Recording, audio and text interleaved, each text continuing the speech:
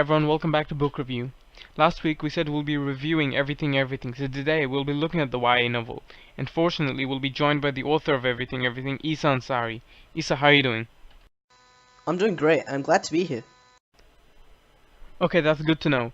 So Isa, what was the inspiration for Everything Everything? Well, the main basis/theme of the book is to follow what you love. We know this from Maddie's action and development that occurs. For example, when she risked her life to save Ollie from abuse. She did all this just to be with Ollie. I made it to inspire people to follow their dreams because sometimes we all forget what our dreams and aspirations are. Who was the intended audience for the YA novel?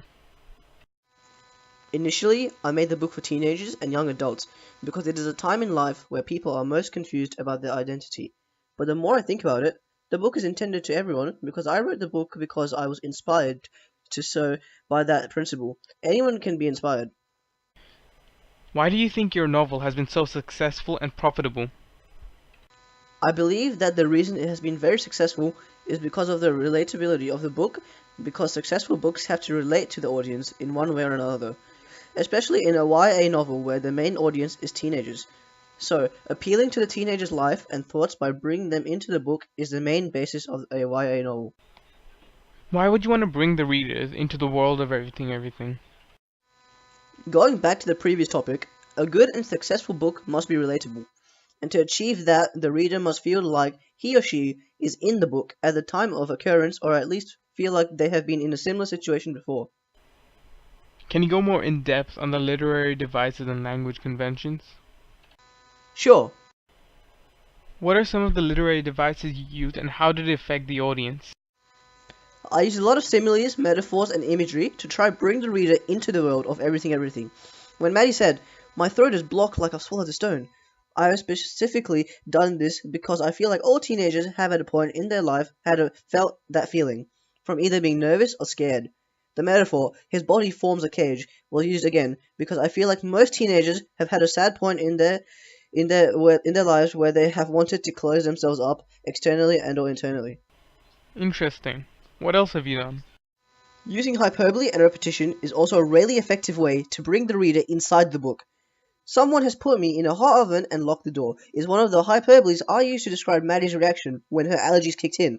Now if I just said, "Oh no, my allergies have kicked in, I'm in pain," then the readers that haven't experienced severe allergies can't relate. Another reason hyperboles are such an effective tool for YA novels is because you can take simple teenage situations, such as not being allowed to have a boyfriend/girlfriend because of parental issues, take that and make it sound 1,000 times worse. Now you have a good setting slash theme for your book while keeping the relatability of the situation. Repetition also has a similar effect. This is because the more a word is said, the more intensity it brings. When Maddie says, "I've been screaming for days and days," the more days I add, the more intense the situation becomes. I also used foreshadowing. "I come awake with my body on fire, consumed in flames." This creates tension and drama to keep the readers on the edge of their seats and begging to know what is going to happen, and use flashbacks to give more personality and origin to Maddie's and Ollie's character while also using it as a tool to resolve issues. How did you think of such excellent characters?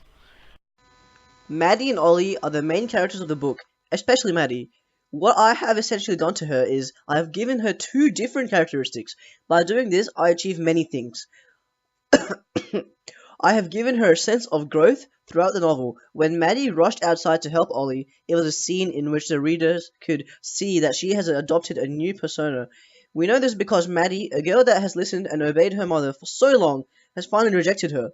It has made her more relatable to a wider group of people because now her new set of personalities is relatable to more extroverted group of people that feel like they are confined, and it also gives the audience a positive message, being you don't have to stay the way you are. Change is always possible.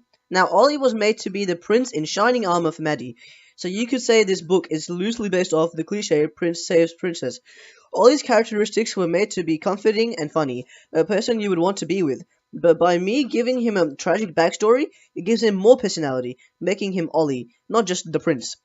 And the backstory given to him can also appeal to young people that are in the same situation, a situation where his or her family is abusive or hostile. What about the setting?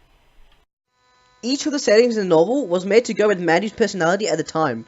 For example, the book started with Maddie being a submissive and shy girl, so the walls of the house were white, to represent a person with no personal opinion and personality. When Maddie developed a new personality, the rebellious one, Hawaii described her the best. This is because of the colorfulness, exciting, and relaxed vibe of the island perfectly depicts her new personality.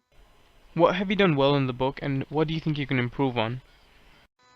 I feel like Everything relates really well with its audience because the main aspects of the book is about growth and the difficulties of teenage life. But one thing that I would have done better is to incorporate Ollie better into the book. Most of the book is in the perspective of Maddie, and whenever Ollie appears, his thoughts are unknown. I know I've given him a backstory, but it feels like the book does whatever Maddie wants to. The female readers can easily relate to Maddie, but the male reader cannot relate as much. I haven't at all described how Ollie felt towards Maddie. Did he feel the same way? How much did he care about her? If I dove into Ollie's thoughts and given him a bit of growth throughout the novel, things might have been clearer. People could relate to Ollie's thoughts and known what he was feeling when his father had the drunken rages. Genius. But unfortunately, that's all we have for today. I would like to thank you for taking your time and having a conversation with us about your bestseller. My pleasure. Hopefully we can work on something in the future, but for now, I think the time has come. If you haven't read the book yet, it's called Everything Everything, and I highly recommend you read it whenever possible. This wrapped up today's podcast, and as always, thank you, come again.